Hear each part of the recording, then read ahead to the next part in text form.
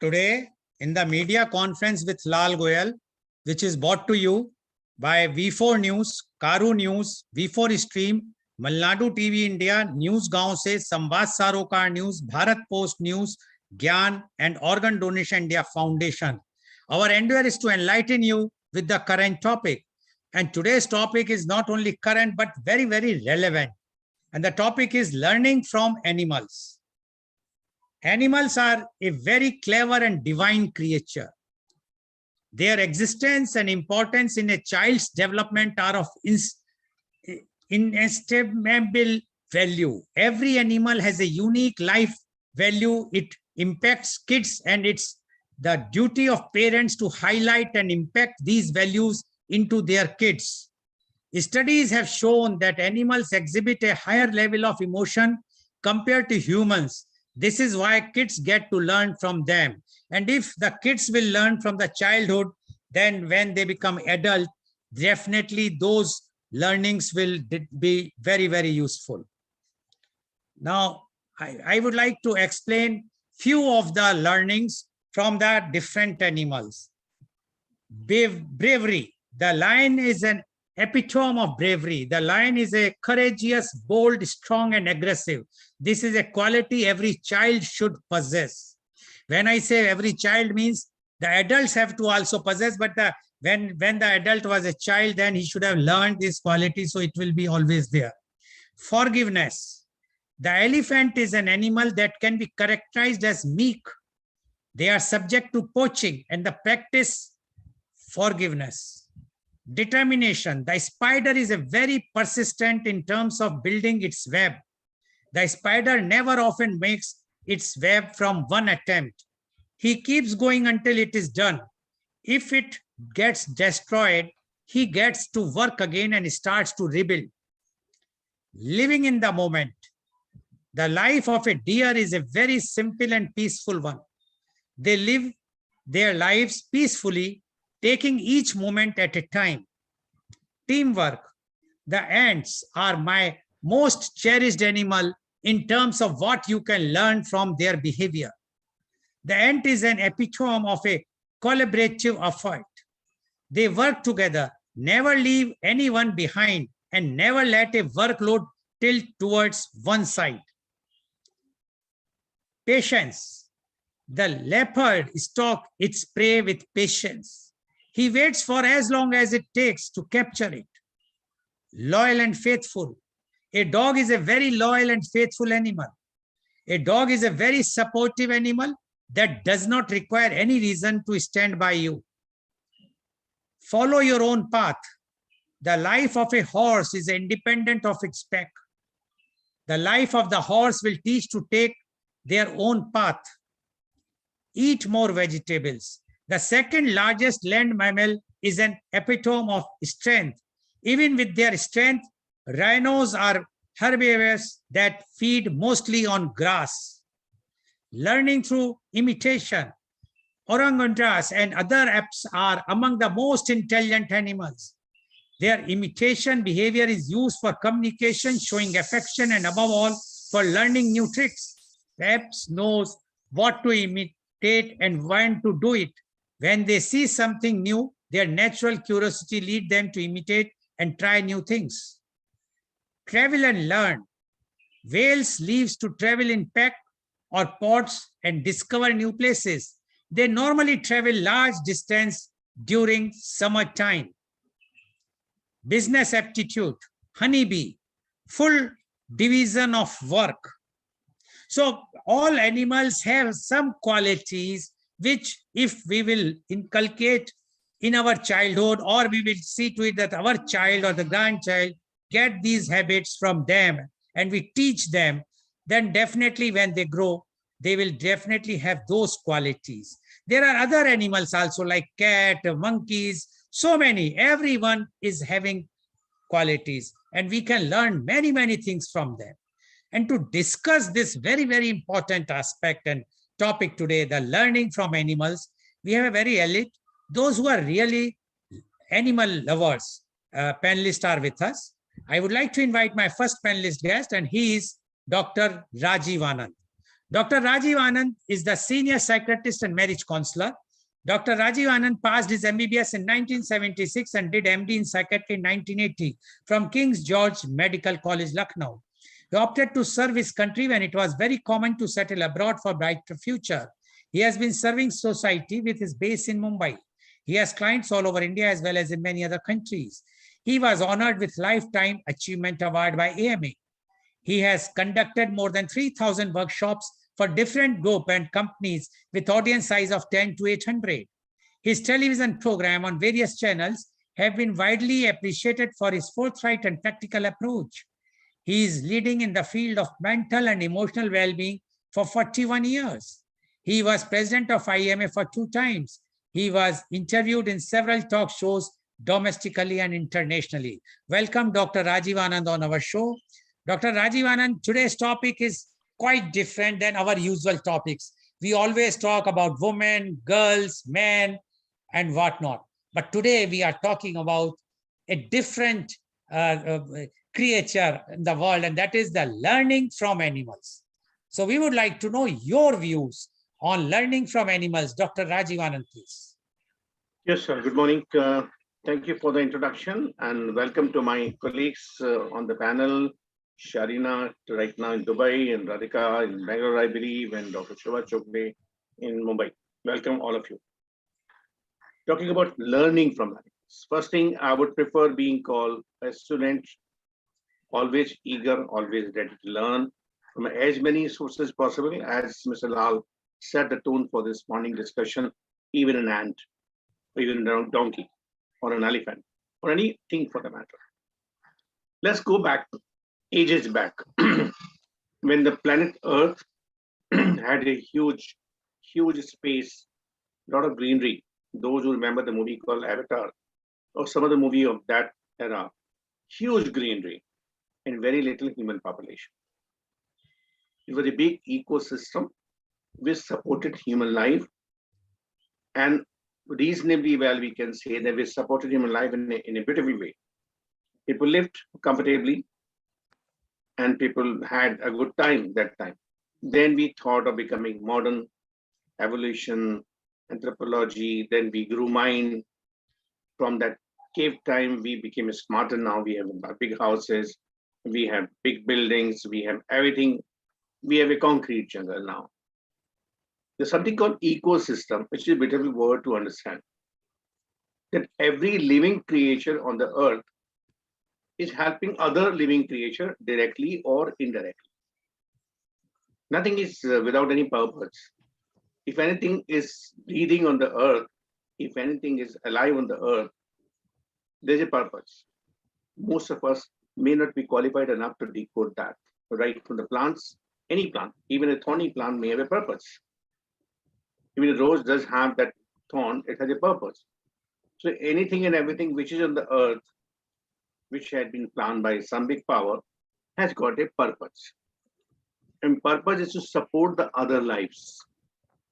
And other lives as much as the higher lives it could be. So we kept on undergoing evolution of our life, becoming better and better and better and better. Fair enough, nothing wrong with that. Anthropology is not my science, it's not my curriculum, so I'm not much aware about it, except the name that anthropology, the science of human evolution. But I also wonder, हम ये कहाँ आ गए? हमने उस planet Earth से धीरे धीरे nature को बाहर करते गए, और हम दिन पर दिन अकेले होते गए.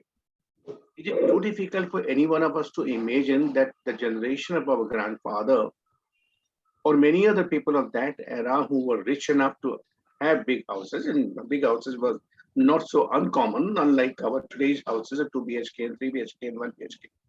Big houses, I'm sure that all 3 of them, ladies sitting over here, they have big houses, having buffaloes, having cows, having cat, having dog, having horses, having other animals, having parrots, having other cage birds. Not that I'm recommending it to it. The animal lover Sharina is sitting over there, and she would pounce on me that on what basis you are recommending. But they were fond of animals, whether those animals provided them the milk, or they provided them the workforce, like in villages, the cattle, the bullocks. But animals were a part of the family, and even now, many times, many of us city-bred people get wonderstruck when many clients who come from the UP and Bihar, and when they come for the treatment and they are in a hurry to go back, and we ask them कि जल्दी क्या है, बोलते नहीं हमारी दो बैल हैं, हमारी दो गायें हैं. They are like family members. They are not like just living animals. They are like family members. They take care of them as much as they take care of the senior generation people. So these animals have a lot to teach us. Despite being in the science of the mental health, I often wonder, do we know enough about life? Do we know about improving the quality of the life? We think so, because we think we have a qualification. We think we have a degree provided by XYZ University. How about the fishes? They live in the vast ocean. They don't own any particular house. The whole ocean is their house. Maybe they may have segregated boundaries somewhere, undefined boundaries. They do not have any insecurity of losing the house. They breed over there. They bring the children over there. Do they have a maternity nursing home? Do they have a hospital? Do they have a gynecologist? Do they have a neonatal care? No. Yet billions, trillions, maybe some other word beyond that, fishes are born every day. Is there a cleaning system? How those fish who get dead, how they are cleansed up? There's an ecosystem. And the ocean is one of the biggest occupier of this planet Earth. Isn't there much to learn about ocean life, sea life? Many of us are fond of going on the videos on the YouTube and elsewhere, and there's a beautiful display, beautiful description of how the ocean life could be a very big teacher to us. Let's think about the birds. What they own? Nothing. We call them nests. A small thing, they have weaved together, tinka idarka, tinka udarka. With their limited intelligence, they made a nest. They come over there in the night to sleep. They get up in time without any alarm. They go in the sky. They look for the food. They soar around. They don't take afternoon siesta. They work hard to look for the food for themselves as well as for their growing ones. They bring their food and feed the growing ones. The same nest is their breeding ground, same nest is their bedroom, same nest is their privacy. They produce their children over there, the eggs over there, the left over there. The eggs are hatched over there. The newborn come out of this. In that nest, their entire world is there. Do they ever cry about this nest? If somebody does attack, yes, then. Otherwise, they are fairly confident and fairly comfortable and convinced this nest is going to remain there. Isn't there a lesson for us? We have all the neurotic traits of anxiety. Kal hoga, kya hoga? Fear. We have comparison. We have jealousy. We have insecurity. We have this, that I want to have more than others. Is there something like that in the animal world? Possibly not. They live as best as they can, and they enjoy every moment. I'm sure if I could speak to animals, and I'm sure if I could decode the language of the animals, I'm sure there are some people who learn how to decode the language of the animals. In animal world, there is no tomorrow. It's only today. You ask a buffalo, ask a bird, ask a parrot, ask a house sparrow, kal tum kahan honge? If they could speak out, they could say, your question is irrelevant. We don't understand the question. Kal tum kahan honge? And we, the most civilized people, most educated people, live less and die more about worrying about kal hum kahan honge. Ab agla COVID ka kab aayega? Have we really been benefited by our intelligence and our education? We need to review it. Talking about the birds and the fishes, go back to any animal, any creature on the earth. Talk about bees. From where do they get this intelligence to collect the best which any flower is producing and pick it up and bring it to their hive, what is called hive or heap? I may be not clear about the pronunciation. And they produce the nectar over there. Can we produce that kind of nectar? which has medicinal qualities. The earth has brought the flower up. They go and pick up, and there's a process of, I'm sure this must be a few days, a few weeks. I'm not updated about it, and they produce the nectar. Can we think about one of the most hated living creature called snake? And we extract snake's poison to make medicine. Well, in any society, snakes would be killed at the first sight. But the same snake is the source of providing so many medicine.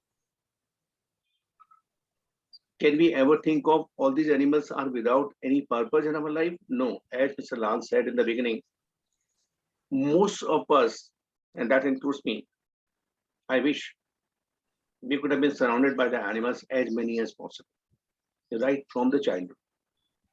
We could learn from their behavior. As he set the ball rolling, their perseverance, their patience. Long back, I have read a small story, an ant, as they live in those cave-like thing somewhere in the earth. She picked up very big tin cup, and she tried to carry it on her head, and size everywhere of us know. And the size of that big tin cup was 3, 4, 5 times of her size, and the weight. She tried to pull it, she couldn't pull it. She tried to push it with her might, whatever little it was. She also called some other ants who were going in the direction, and they all jointly tried to push it. Yet the weight of the tin cup was heavy enough. Then they tried to pull it towards the cave. And with a lot of struggle, this way and that way, somehow they could bring it to the entrance of the cave where inside their house was. And when they brought this big tin cup to the entrance of the gate, they found the entrance was too small for the tin cup to go inside. So they didn't waste their time. They left the tin cup outside, smallest time, and they went inside the house. They didn't show any frustration.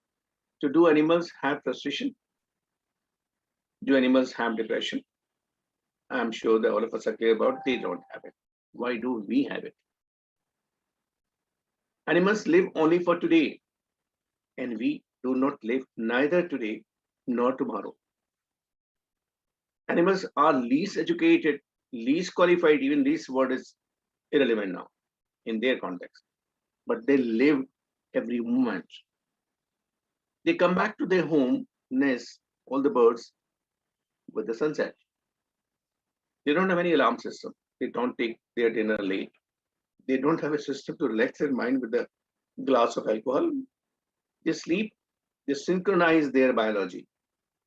They synchronize their rhythm. They synchronize their rhythm along with the suns. An hour or two before, they begin singing song in praise of sun, and they go along 11 hours, 12 hours, and by the sunset, they begin returning home. Isn't there something to learn? Isn't their life simple? Make the best, enjoy the best, eat whatever is available, go to sleep, get ready next day whenever the sun is going to rise. No complaint, no grudges. How often we have heard whether our domestic pets or other animals showing the grudges? Very occasionally. I would cite one very personal experience I learned almost 25 years back. I used to park my car somewhere outside my clinic. So when I went, considering this is my property outside my clinic, I parked my car. A dog was sitting over there. So I would try to show him away by blowing the horn. The dog got up. His one leg out of 4 was injured. He was naturally petrified seeing the big car coming and feeling that I am powerful enough to displace him from where he was resting. He got up and quietly moved away, cleared the space for my car to park and go 10 feet or 20 feet away. This made me think this incident happened 25 years back, somewhere in late 90s. It made me think, does this dog have a father? Does he have a mother? Does he have a brother, sister? Does he have a friend? Does he know the hospital? Is he crying? Is he cursing the person who has injured his leg? Maybe a car, maybe a scooter. Does he have any caretaker? Does he have a boyfriend or a girlfriend? No, he doesn't have. He was quietly mind the time to let his wound get healed or fracture get healed if it does get, and if it doesn't get, he would live with it. When I came in my car, he quietly, without any protest, he quietly got up, shifted to another place, made me learn about how much faith he has in the big power, how much faith he has in whatever is happening. We have to accept it without much grudge, without much bitterness. I learned from that 4 lakh, that time it was 3 lakh creature. And I'm a psychiatrist. And I really realized it. Do I think that I know everything about the life or about the world or about the happiness or about the making the best in this life? And that made me learn. All this is fast what we think. We have a long way to go to learn from as many sources as possible. That's where I requested this topic to Mr. Lal, that let's talk about learning from animals. We would also be talking in coming weeks, learning from nature. But learning from animals is a lot we have to learn. And I could, with a lot of difficulty, could find out, trace all these three ladies. Dr. Shubha Chogle has got at least half a dozen cats moving around in a house, and they look to her and they ask for the food, they ask for the milk, and they are like family members. And her sister, Mridula Chogle, who is an advocate, very fond of uh, cats, and not just one or two. They have put the names to the cats, and they understand each other's language. So does Shalini, who is known in Bombay and Dubai for being animal lover. Any animal undergoing any kind of pain, and Shalini's heart cries louder than the animals. And Radhika in Bangalore and ex-Bangalore and ex-Dubai has got a heart which palpates with the animals' pain. So we could zero in on them and we could invite them. So I would stop here and would look forward to listening to these ladies. There's a lot which can be spoken about, not necessarily for me. Over to you, Mr. Lal. Thank you, Dr. Rajiv Anand, for explaining and giving the details about the learning from animals. And as Dr. Rajiv Anand said, that all animals have those qualities. We have to learn from them. Only reservation he's having is that the nature, which is the mother of everyone, is now been destroyed by our generation. And he gave the example how the great grandfathers or the grandfathers of this generation used to be there with a big houses, with all the compounds, with having so many animals, whether it's a cows or the bulls or the dogs, the cats or horse. And nowadays, how many can afford, and especially in metros or big cities where the space to stay there is very limited, how they can accommodate those big animals. Small animals, pet animals like dogs and cats are fine, but not the big animals. So I was just going in my memory lane, and as Dr. Rajiv Anand knows that we used to stay in a very big compound of about 4 acres at Mathura, and there we used to have our own horse and the cows and whatnot, and naturally those animals or those birds were already there. Peacocks, still they are coming there. And we were taught at that time to give them some food by way of some rice or bajra, maize, etc., etc. We used to in the morning, and they were so fearless that they come and just eating in front of you, dancing there. We have seen all this peacock dance, etc., which is really something which not only give you the happiness, but whatsoever depression you are having, if you see a peacock dancing in front of you, if you see the cat coming to your on the bed and just lying and putting her head just beside you on the pillow, that will remove whatsoever tensions you are having. So I personally have so much experience, and also with the snakes, because at that time it was totally jungle, that area. And we have seen, but no snake has harmed till now, thanks to the God. But I'm sure that they also understand that somebody is, if you are harming, then only they harm. Otherwise, generally, I cannot vouch for every spicy, but yes. Thank you very much, Dr. Rajiv Anand. And I'm sure the viewers who are watching, they will learn today much more, because it is something which we have to learn, and especially the new generation, the youth should learn the importance of the animals in our life. Thank you very much. Now, I would like to invite my next panelist guest, and she is Miss Radhika Pai.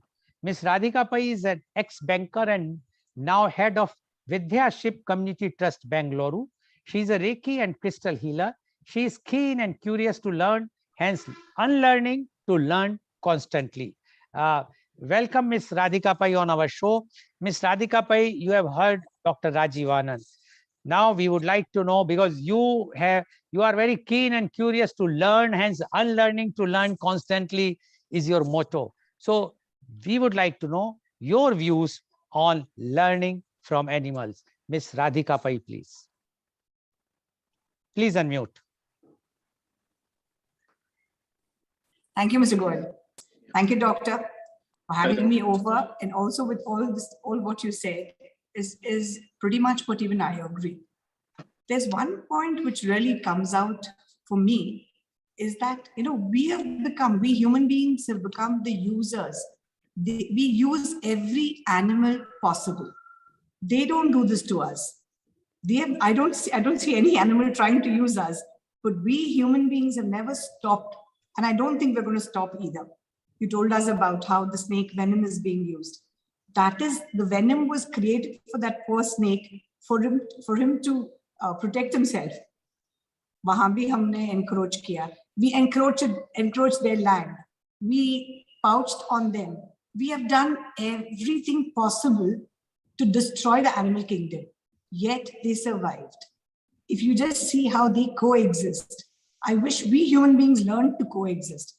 Ever since we started encroaching on their land, we've also started encroaching on our own people as well now. That is where the society is going.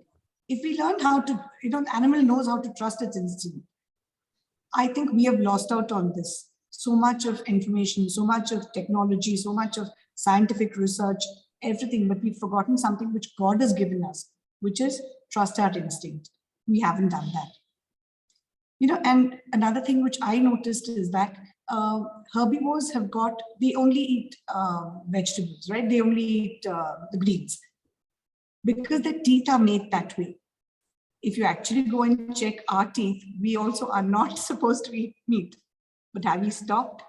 We've even gone there. We've even started eating meat when we're not actually equipped for it. So there's a lot that we human beings can learn. They adapt to change very easily. Let me tell you about this personal story. So we had this dog called Toby, and we were the third adopted parents for him. The day he came, wagged his tail, I think he realized that, okay, this parent wants to give me up. They're giving me to another person. Very happily, Toby, with no resistance whatsoever, happily accepted us, stayed with us. When he was young, he used to know, if anyone rang the door or if anyone came home, he would be the first person to go there, wag his tail, welcome them, bring them in, jump all over them. And I noticed as he grew older, the same Toby, anyone rang the bell, he would just look up and he'd be like, okay, someone's come. He would acknowledge their presence with just one wag of his tail. There was nothing much. And then I started realizing that this is how one should be as one grows older. Just be on your own. Why should you try to, get into everything? He never did something which he did when he was younger, like jump on everyone. He was like, Acha, I know I've got my issues. I've got gout. I better sit quietly. This is one thing I learned from Toby, is to be detached. He loved us, yet he was detached. He learned how to live his life to the fullest, and that's every animal. They live their life to the fullest. As doctor said, they live for the moment. They don't hoard. They prey when they are hungry. It's not like, and another thing they do is they coexist. If you see the predator and the prey, they live together. They live in awareness. This is what I felt they do.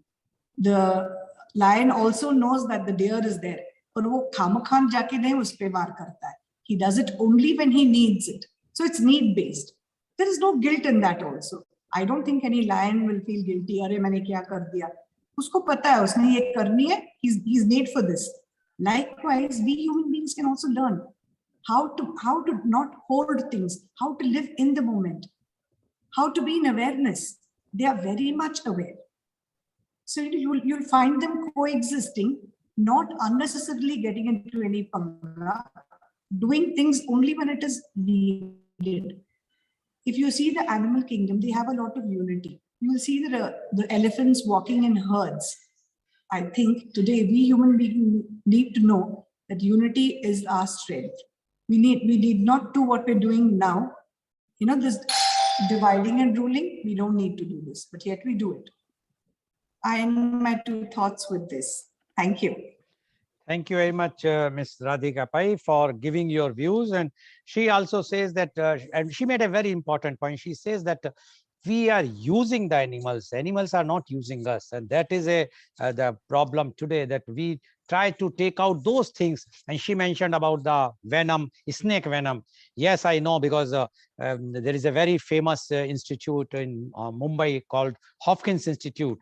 They have a very big farm near Pune, where they are keeping all those cobras and others, and those cobras are they are subject to bite the horses which they are procuring from those old horses after those been rejected from the race course, etc. And from there they are making the vaccines. Excuse me. Excuse me, please. I will just mute her. Please mute. Yeah, no problem. And that is why how we are exploring them, but we are not grateful. We are not grateful to that horse who is subject to snake bite, and make that was the main instrumental for the making the vaccine, and the snakes who are there. So all animals or creatures or mammals, they are useful for us. But what are we useful for them? That is the thing which Ms. Pai is raised. We are using them, but they are not using us. Thank you, Ms. Pai, for making your very, very important observation. Now, I would like to invite my next panelist guest, and she is Ms. Shalina Mamtani. Ms. Shalina Mamtani is BCom B.Ed. She is an ardent animal lover. She is having 10 years experience in teaching in primary school. In 2015, she went into animal welfare because of a dog called Rani outside her office who fractured her leg, and the vet told to contact Shirley, who would be able to help. So that's when her adventure started. After that, her life only rotated around her mother and her pet. Thank you, Ms. Shalini, for joining us from Dubai. You have heard Dr. Rajiv Anand as well as Ms. Radhika Pai. They have given their views. We would like to know your views, because we can see even on the background you have put backdrop with some dogs behind you. So we would like to know your views on learnings from animal. Ms. Shalina Mamtani, please. Thank you, Dr. Goel. I have put that logo behind because that's my NGO, which is in Mumbai. And we've been actually running from the last 18 years. And I joined them in between. And it's only the ladies who have started this NGO. We have no male on our list. We have no office of our own. Basically, we are just doing it from home because we don't believe in wasting money on offices and light bills and all that. The only thing that we have is 2 drivers that are working for us who are actually doing the whole work with a van. And we are always at a loss of money. I should not be saying that, but I think with animals, it is the same case because nobody actually wants to help animals. If you ask for donations regarding humans and all, people are always ready, but they feel कि हम जानवरों को क्यों बचा रहे हैं, because they have no value basically in human life. So I think quite a lot of points have been covered by Dr. Anand, Dr. Goel, and Radhikaji, and I think maybe mine are also going to be similar. But instead of talking about a lot of wild animals, I would just like to talk about the animals which I'm dealing with, that is cat and more weird dogs. So since I've had a dog in my life, the only thing is I would also like to say the same thing, that we have a lot to learn from animals than animals can learn from humans. But the other thing that we animal lovers believe is that until one has loved an animal, a part of one's soul remains unawakened. So because a soul requires love, loyalty, gratitude, and humans, as far as it is nowadays, don't actually understand this part of it. Everybody is just in a rush in today's date. Animals are getting harmed everywhere. We get a lot of complaints about dogs getting harmed because they don't want them coming in their way. Kabhi barish hoegi, so if a dog wants to, he wants to be away from the rain. अगर किसी के घर पे घुस गया, उनके ऊपर acid फेंका गया है, उनके ऊपर गर्म पानी फेंका गया है. So I really don't understand, like, how much can humans actually, why do they not understand what an animal goes through? He goes through the same emotion that we go through, but humans don't understand that. I have got questions asking कि इसको क्या होएगा अगर हम इसके ऊपर पानी फेंकेंगे, इसको लात मारेंगे, इसको थोड़ी लगने वाला है. But basically they don't understand कि उनके अंदर भी same parts that we have, the heart, the eyes, everything is the same. जैसे उनको बीपी कैसे हो सकता है, उनको जॉन्डिस कैसे हो सकता है, उनको थोड़ी होएगा, ये तो हमको ही होता है. So I don't know how can you actually educate the humans so much, because they have a block in the mind regarding animals. And it's going to be a little difficult for them to understand until and unless, like you said, that it has to be calculated when they are small children. So we actually should have a lot of lessons in class, like one class also should be on animals, how to treat the animals, how to look after them, so that from childhood the child starts loving the animal, and that's how he grows up into understanding animals. And regarding learning from animals, we got so much because they understand all our emotions. My dog, whenever I was upset, she could understand everything. When I'm upset, when I'm happy, when I'm hungry, when I'm like, and like Dr. Anand आपने बोला उनको depression नहीं होता है, जी हाँ उनको भी depression होता है. And it's like we have, अगर the dog litters on the road. Now stray animals, there are very few caretakers for them. Luckily in Bombay, we have quite a lot of areas in which they are taken care of. And even if a new dog comes into the area, he's looked after well, they are fed well. So basically when a stray dog is also littering on the road, the people around don't want those small children because they litter in like 7 or 8 and they don't want them around. So what they do, they put them in a gunny bag and throw them in the garbage box. So they do go through depression because it's the same concept of a mother getting separated from a child. It is the same thing. They feel the same love. They feel the same emotion. If their child gets hurt, they cry. If the child is lost, they go into depression trying to find that child all over the area, which they cannot because they don't know where that human has thrown them. And then for us also, it becomes very difficult to find the mother and connect them to the children. So these things we would really like to bring it about to the humans that please do not do something like that, because it is the same emotion कि अगर आपका बच्चा गुम हो जाता है तो what is the same depression, the same emotion, the depression, the anxiety and everything that you go through, they also go through the same thing. And the other thing is when we love an animal, our love is selfless. We know that that animal is not going to give us anything back in return. The only thing that we get from the animal is a wag and a lick to show his thankfulness. But अगर हम इंसानों के लिए कुछ करते हैं, we always feel कि उसको just because आज हमने उसके लिए कुछ किया है, he needs to reciprocate back to us.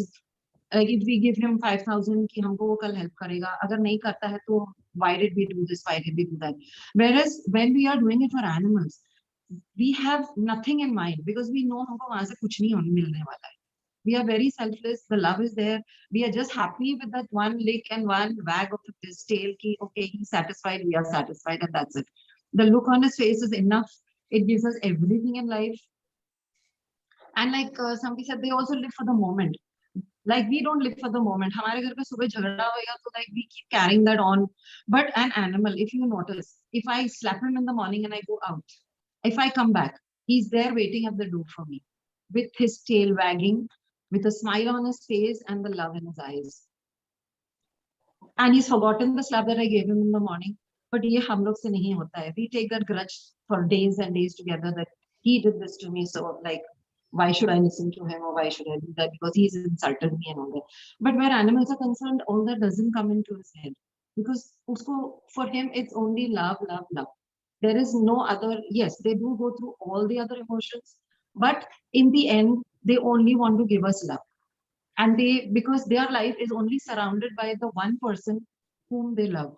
And if that one person doesn't love them, then they go into depression, they stop eating food, they stop, they get sick, they get a lot of problems.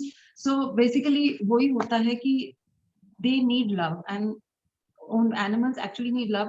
I will not be able to talk about the wild animals because yes, we cannot, respect with the love with the wild animals. But basically, with the cat and dogs, we do that. So that is the reason we started an NGO, because we couldn't understand, we couldn't see those dogs and pain on the road, and very few people come across to help the dogs which are on the road. So. They also, the other thing I want to say, they don't have attachments. Like if today we have a pet who's been in somebody's house for 10 years, and suddenly they realize that he's become old and we want to throw him out, they just do it. Do they do it? I mean, will they do it to their children? Will they throw them out if they're fed up of them in today's date or something? No, they only do it to animals most of the time, because they feel that they're a liability. Because animals, again, when they grow old, they are at the same level of the humans. Like our parents, they're old. We need to keep them, look after them 24 hours of a day. They need to be changed. They need to be given a bath. They cannot get out of the bed. It's the same thing with the pets. But people do not want to give extra time to the pets. They don't want to look after the pets. When they are small, roly-poly and all, inko sabko maza aata hai because they are very playful and all that. But after the age of 10, they also become old. They don't have the same energy levels. They cannot do it. They get the same arthritis. They get osteoarthritis. Everything that we get, they get. But I don't know why humans don't understand कि उनको भी वही सब problem होता है. Like even cows and all, they are being kept outside in the heat, where it's 40 degrees, but उनको बाहर रखना है. But why do they not realize कि तुमको अगर छत चाहिए, तो even they need a, छत ऊपर above your head. Basically, even though we are taking all from animals, but we are not giving them enough from our side to help them out.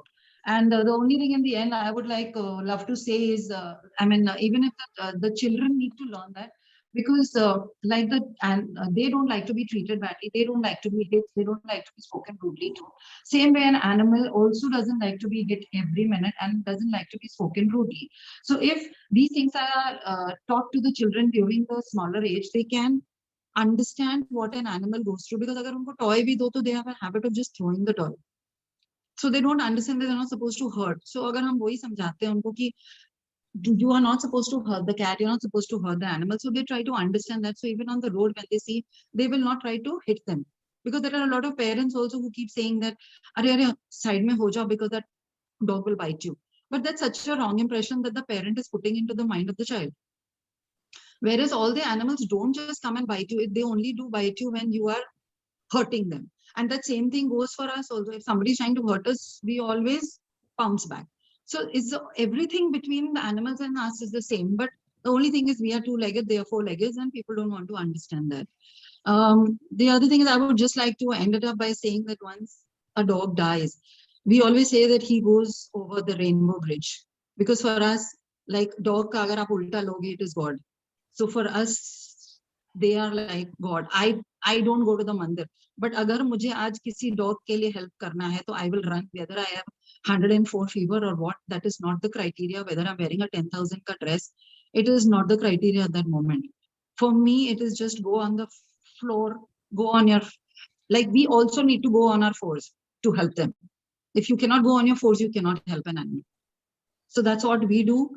And that's how we actually started an NGO and came up with all that. The one more last thing I want to do, this is like regarding rape. When a girl gets raped, we know what she goes through.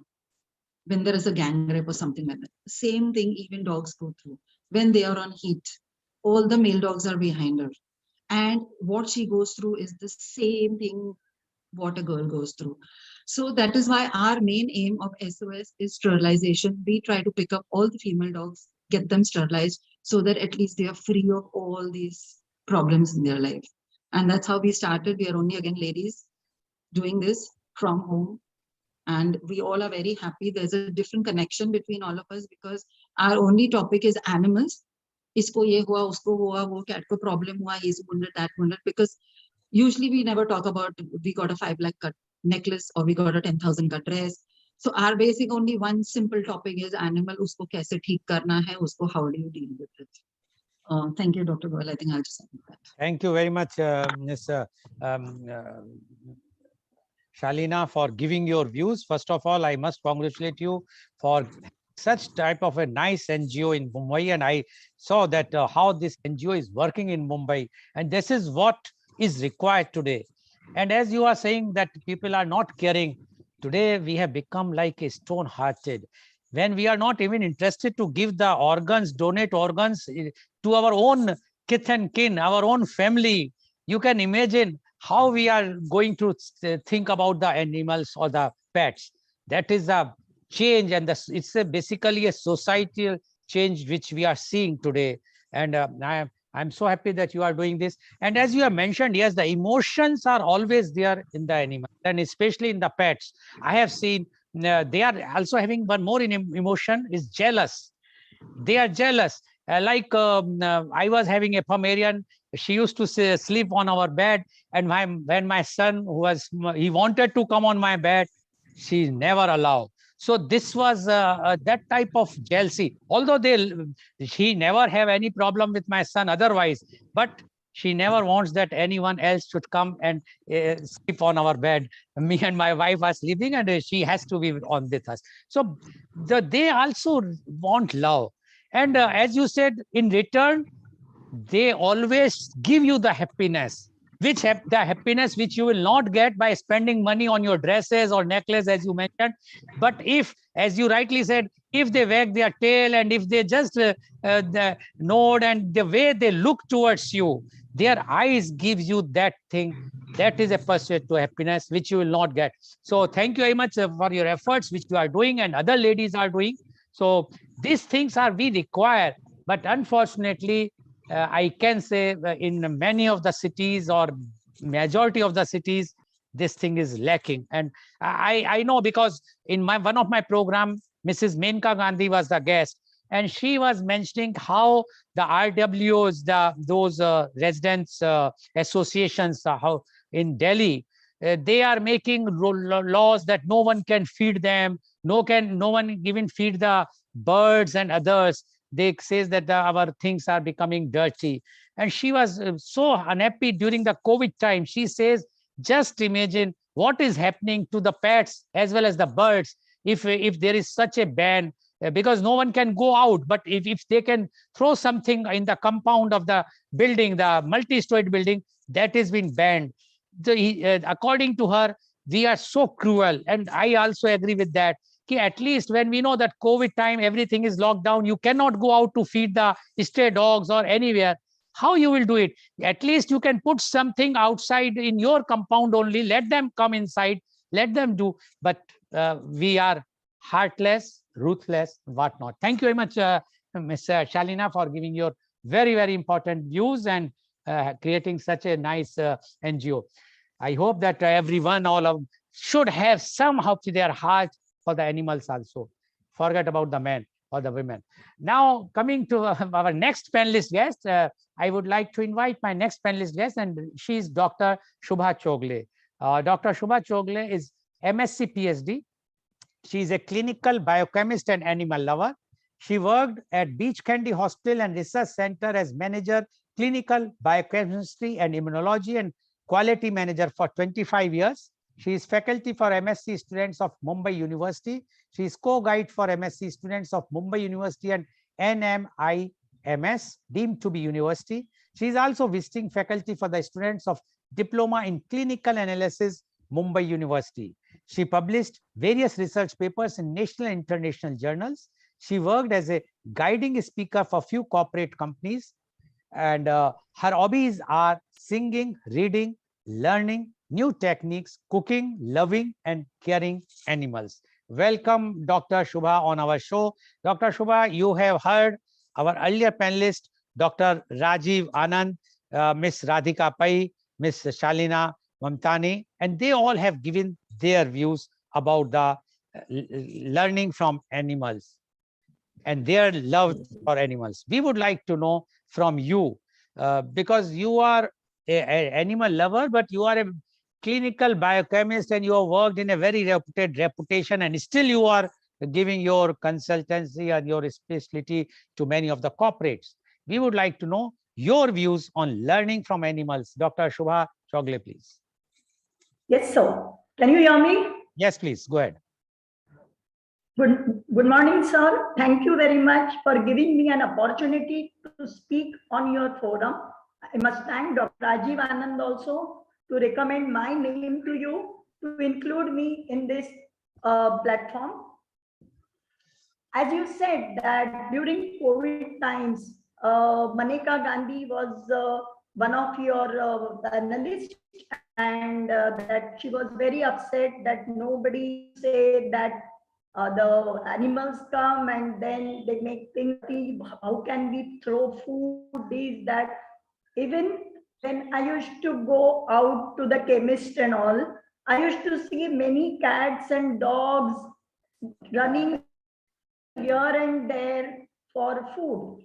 But there used to be a policeman, and we were really afraid whether can we feed these people. So my veterinary gave me the number of Maneka Gandhi, and twice or thrice she was busy on the call, but then she called me back, and I told her situation. So she said that go and feed them. That was, so I got a enthusiastic reply from her, and leaving aside my fear, we used to carry bottle full of milk and some bread, and we used to feed them.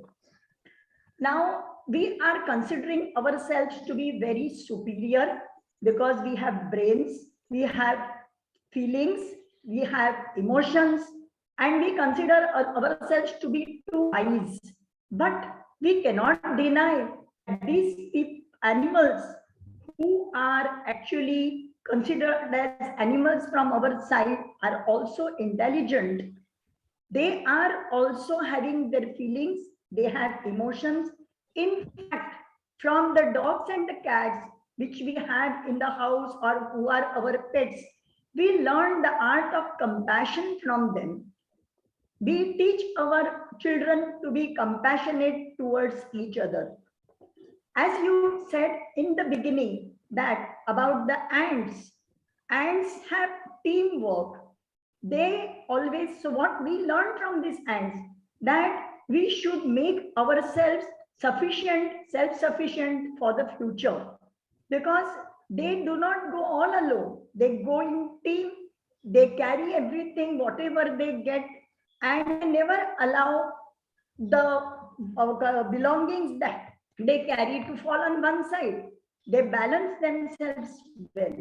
From as we say that they are donkeys, but what we learn from them is patience. Even if you put 10 kg or 15 kg of load on them, they will never say anything. They will just go quietly carrying that heavy load on their back. They say, people say that the ass kicks back, but if you only harm them, they will give back in return. Otherwise, they are the epitome of patience. Salmons, they are fish. What they teach us, what we do is, as human beings, we get upset with our failures. We try once, if we fail, we again keep an etiquette, we again fail.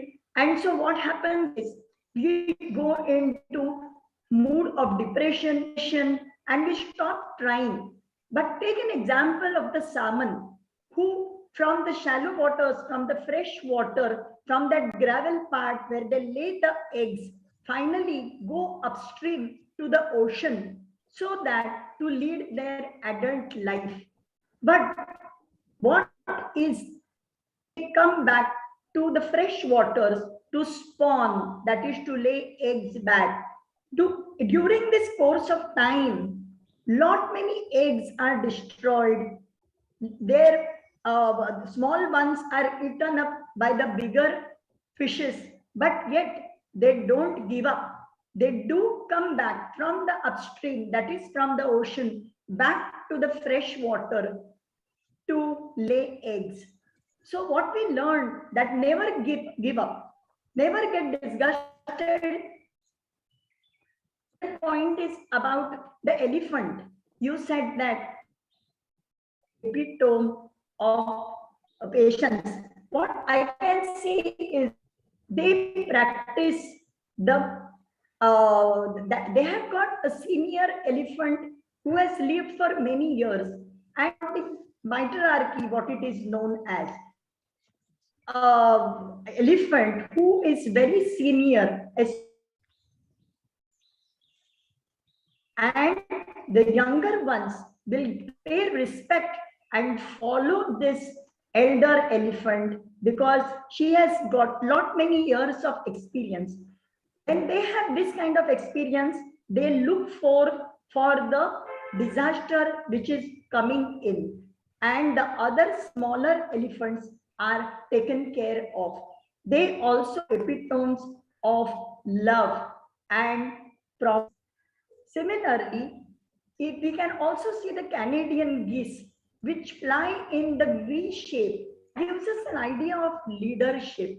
What is the earlier goose, she just when tired or when she gets feeling sick, the other one just behind her back will take the front position and that goose will go back.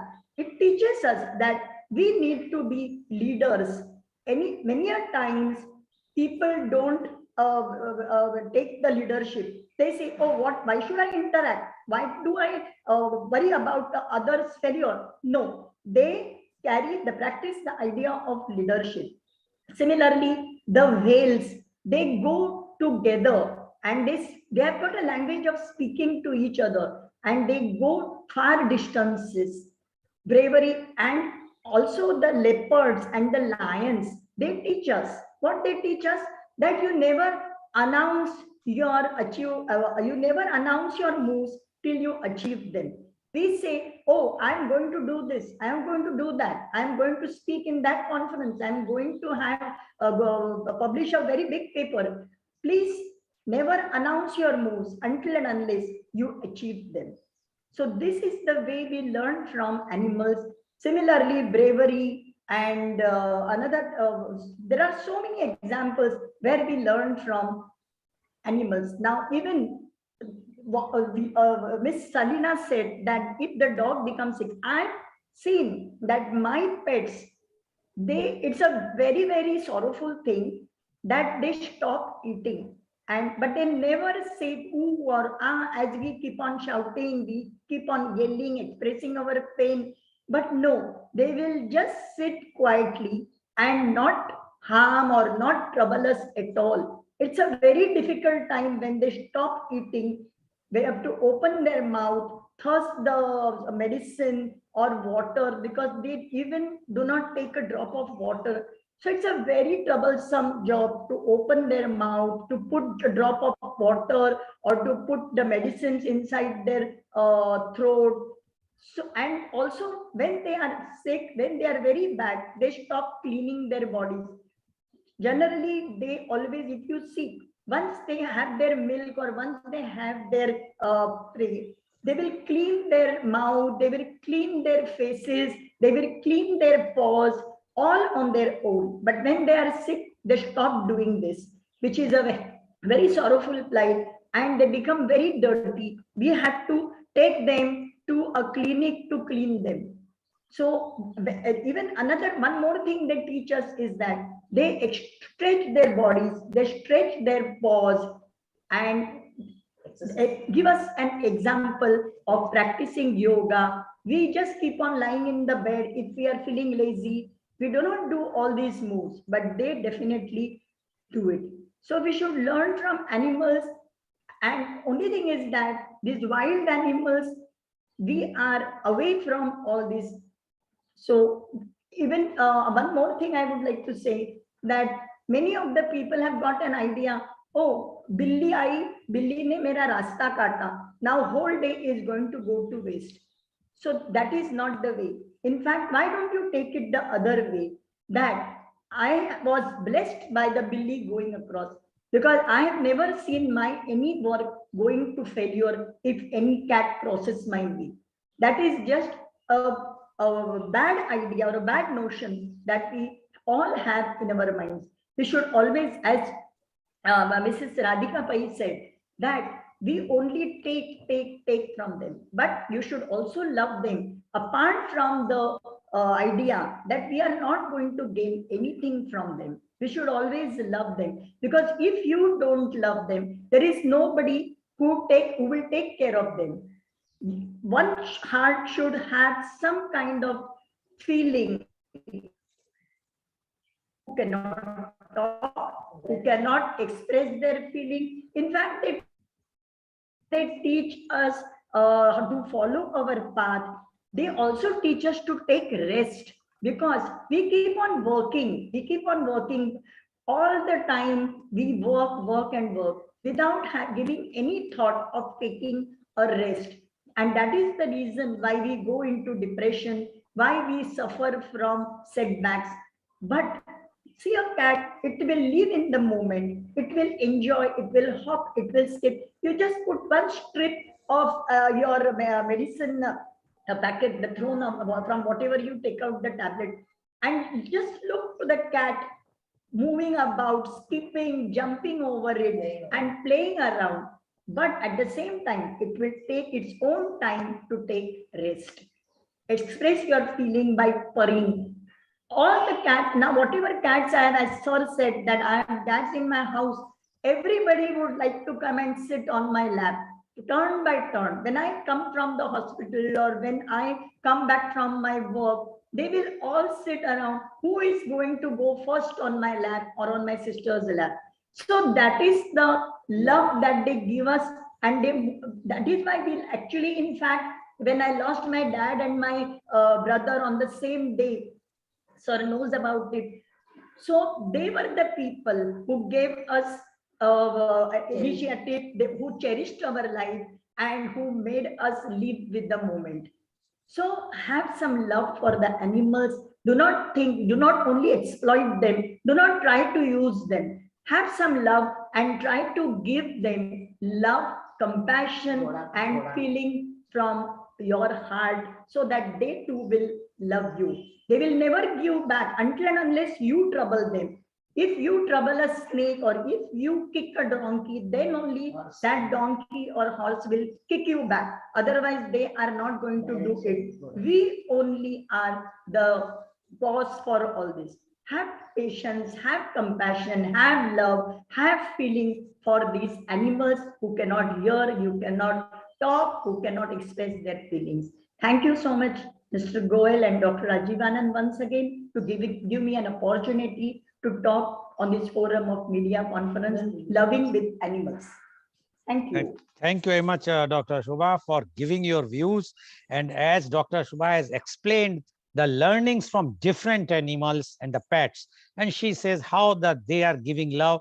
And during during the lockdown period, she says it was very difficult time, especially for the animals and the pets, because no one was feeding them. They were not allowed to feed. But she could connect to Miss Menaka Gandhi. As we all know, she is a known, not only in India, internationally, a animal lover. So she contacted and she gave the encouragement that please go and feed them, no problem.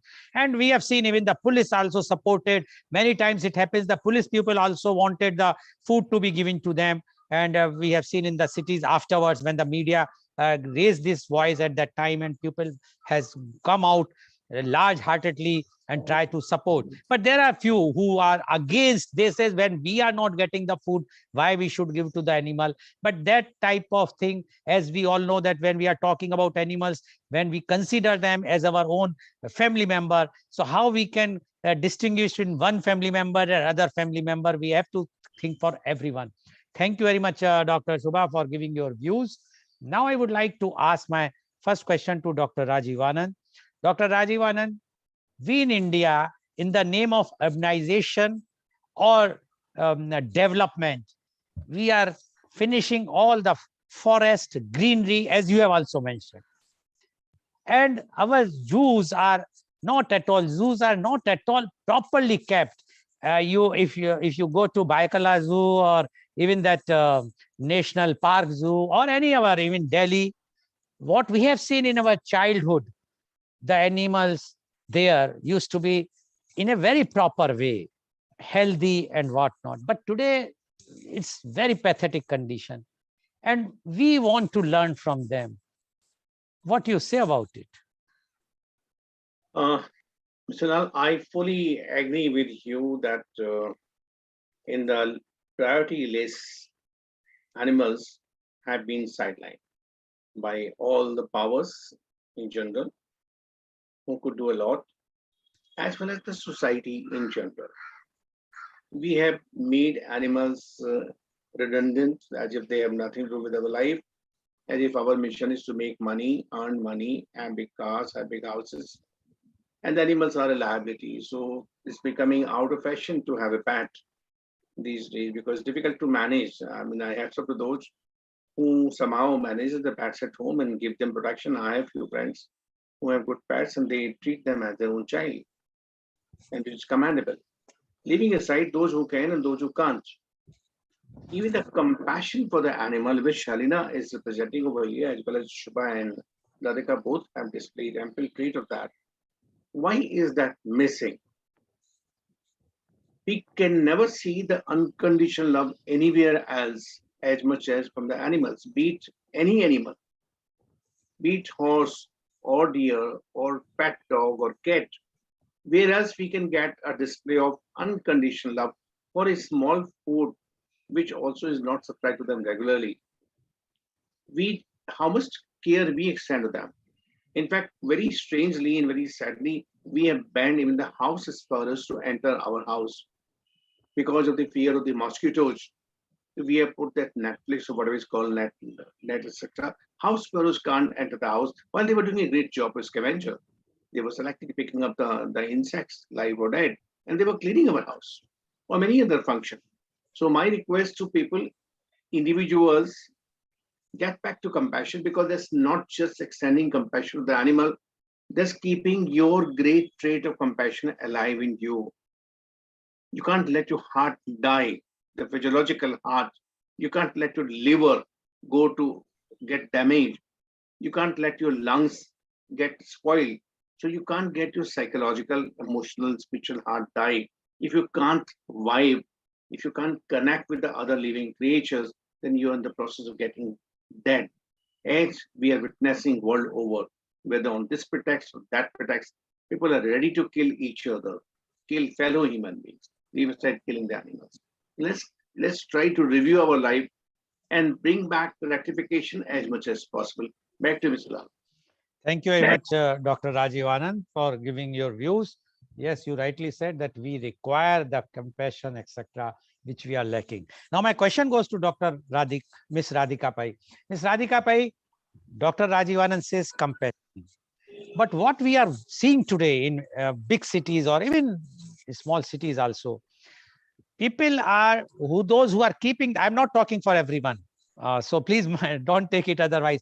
But generally what we are seeing is people are keeping the pets as a status symbol.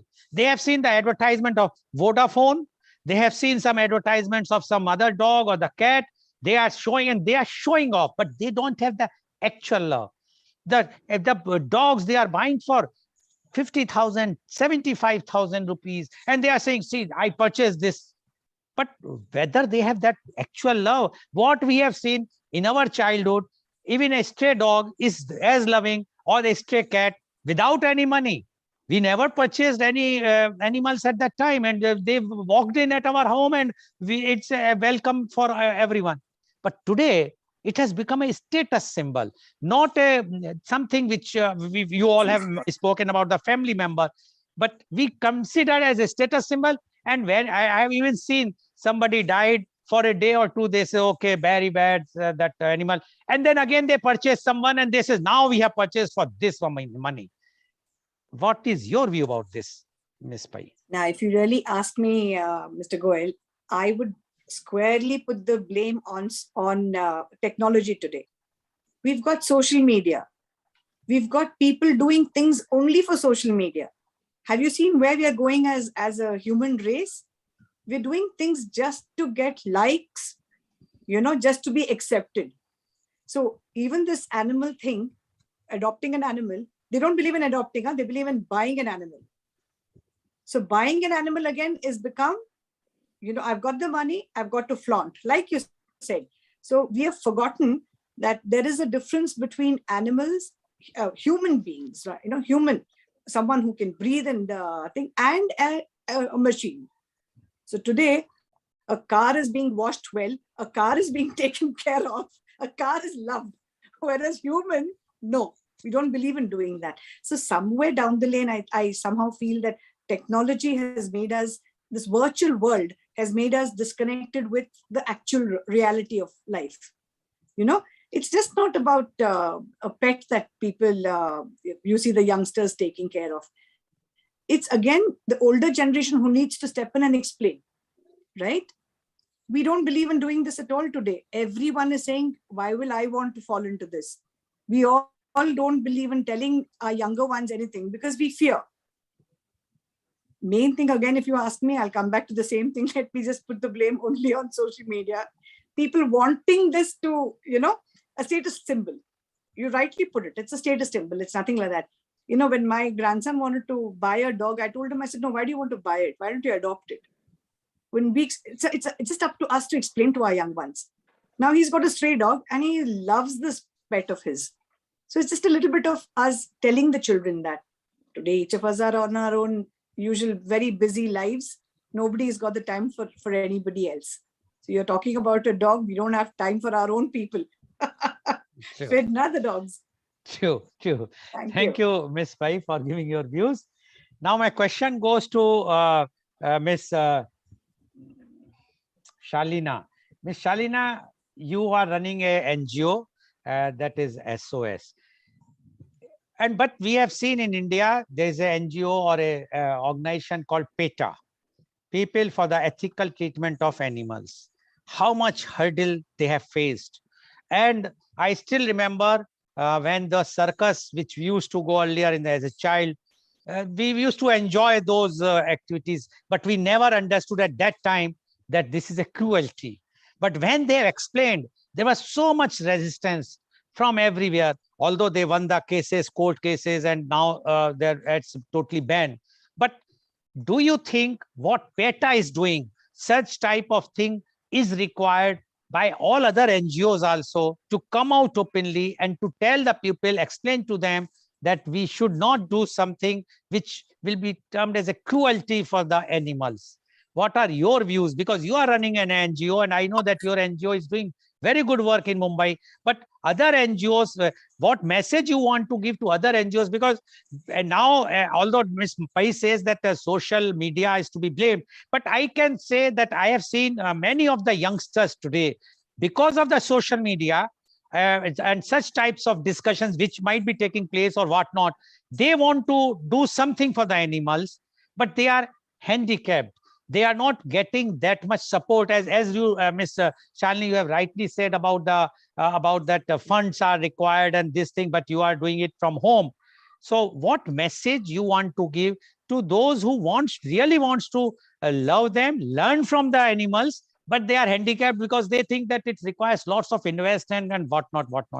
Your views, Ms. Shalina. Thank you, Dr. But the thing is, like, actually in Bombay, there are a lot of NGOs. I wouldn't want to say anything, but there are some who are actually working and some who are actually not working. Like aapne PETA ka bola, PETA does look into all these big matters where we being, on the smaller side, we look after the smaller animals. So basically every NGO has a part of it which they are doing and which is little different, because agar sab same karenge, to obviously then it's not getting fulfilled. So, and one thing, like, I wanted to tell about Radhika ji. उन्होंने जो बोला कि उन्होंने अपने grandson को बोला to adopt, and I'm very happy with that, because at least there's someone who's going on our footsteps. And we also discourage buying dogs because they do not understand the breeding part of it. If we are buying dogs, we are encouraging breeding, which is the most horrible thing that can happen to the female dog, because every 6-8 months they make her litter and they keep selling the dogs, and once that they feel that mother cannot produce any more children, they just throw her on the road without even bothering to look after her. We have also got animals like that. So I'm really happy about that part of it, that she one of them who started this. And even what I would suggest, if every society, अगर वो एक या दो dogs को भी adopt कर लेती है, which is not a very difficult thing, your society is also protected. And the dogs on the road also get a home, they get everything else. So, and regarding all the NGOs, because we are mostly looking after cats and dogs, PETA has a different criteria. So every NGO is like, has a selected work. So that's how it gets divided also. Okay. And and one more thing about cats, I think I forgot her name. She said about the cats, like Dr. Shubha. You're mentioning Dr. Shubha. Sorry. Yeah. She said about cats. Now, Dr. Shubha. She spoke about cats, and I would like to say that our animal welfare people adopt black cats, which people feel that black cats are not. They are, like a bad omen. So in our house, we take up black cats, which none of them do, because humans think that kali billi ne rasta kaat liya, so it's going to be a bad omen. But for us, they are like God, whatever you can say. So. Thank you very much, Ms. Shalina, for giving your views. Now, my question goes to Dr. Shubha. Doctor, when we talk about the pets, and especially I'm talking of the dogs right now, what we have seen in other countries, the way they treat them when they are taking them out, they are taking full care. While in India, except Mumbai, now the Mumbai has become very strong, this thing, but in other cities in India, no such type of things are taking place, and people are just leaving them out, and they are going out and then coming back and making. So don't you think we require a proper training and education about how to keep a pet at your home, whether it's a dog or cat, so that the others will not have any inconvenience? The society which is facing or creating a problem, they will also understand that no, we have to, the owner of the pet or the dog is taking care, so no need of any panic. What do you say about this, Dr. Shubha? Yes, we should have somebody, some training institutes actually where we call such kind of parents, because I have seen that parents, they don't teach their students or their children what they will. These children, 3 years old, 4 years old.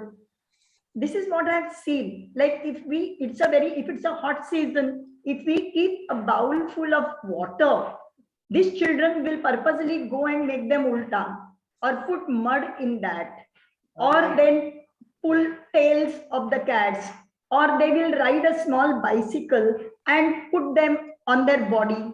So we should have some small kind of places where we bring these parents together, or at least some virtual meet where we bring these parents together to train their children. Like, because if they don't train their children now, these children can also behave in the same way to their parents.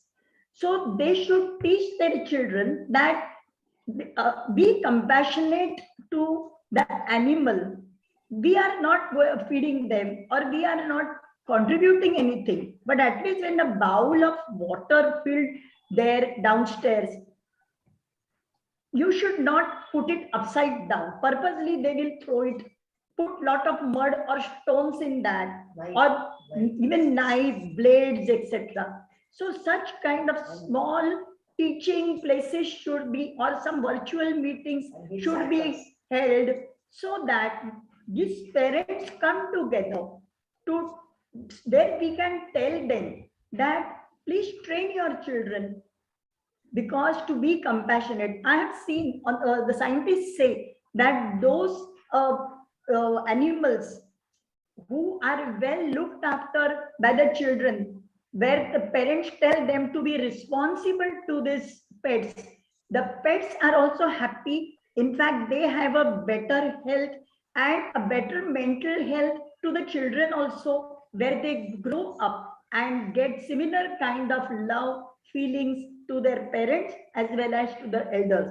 Like elephants, how they behave, they always carry the elder with them. This is how we should teach our children to have respect for our grandfather, for our ancestors, for our parents, etc. If we don't teach them right now, when they are in their third or fourth year of life, this will go on, and in the end, they will become harsh men and harsh women. If you take the example of an animal, and if you train your child to be compassionate, similar things, just as if you put your foot in the mud is going to come back on you. So similarly, have some compassion to the animal. Teach your child, train your child, be loving, give them food, give them, don't, at least if somebody has given the food, please don't make it upside down, or please don't throw mud in that milk.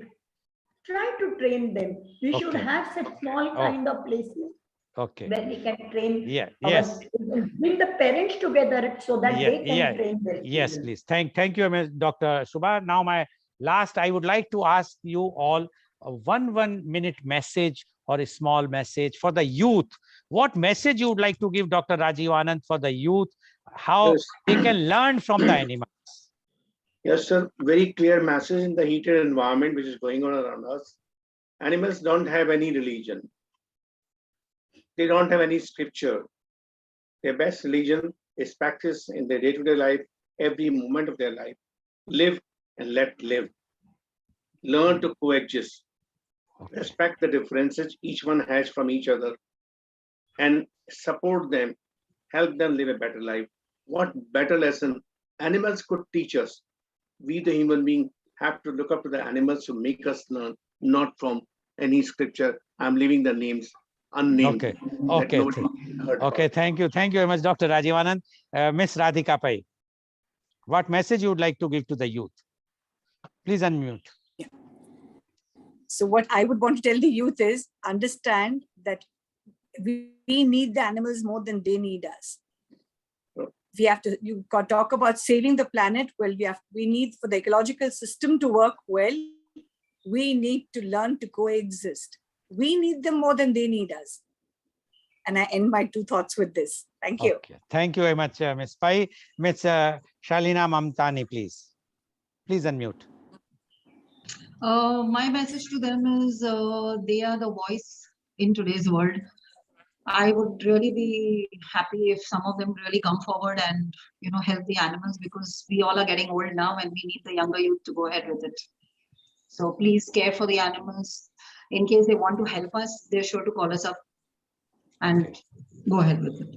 Thank you very much. Dr. Shubha, please. My special message to the youth is that please don't work. Please make time for yourselves, and please enjoy your life as the animals make space and enjoy their life. Please do not keep on working hard. Care for the animals and live with them so that you can be away from depression. Okay. Care and love animals. Yeah, thank you very much. Thank you, Dr. Shubha. So viewers, we have seen today the learnings from animal. Everybody, our expert panelists have explained how we can learn from them. We have learned in our time, we have learned so many things from the animal. But today, we are losing this. And who is responsible?